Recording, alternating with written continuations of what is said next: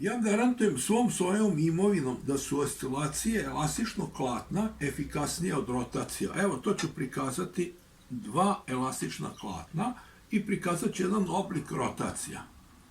I šta primećujemo? Rotacije se zaustavljaju.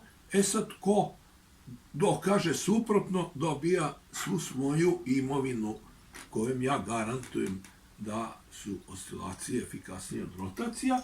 A može to biti ne samo neki zupčanik, može biti čak i elektromotor, pa da vidimo šta će se desiti kad...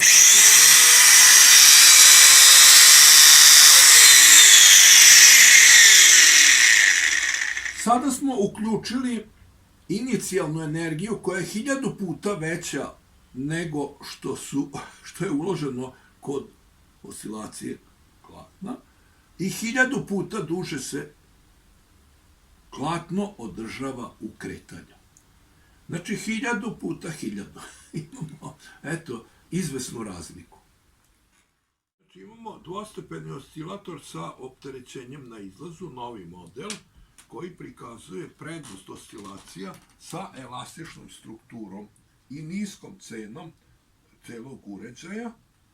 I imamo opterećenje gde, znači, ili možemo pokazati, recimo, kod opterećenja izlaza, ulaz ne trpi. Vidimo da klatno dalje radi bez ikakvih problema. Znači, može da ima veći ili manji hod krilo, zavisno od dužine klatna. I ima 720 kvadratnih santimetara opterećenje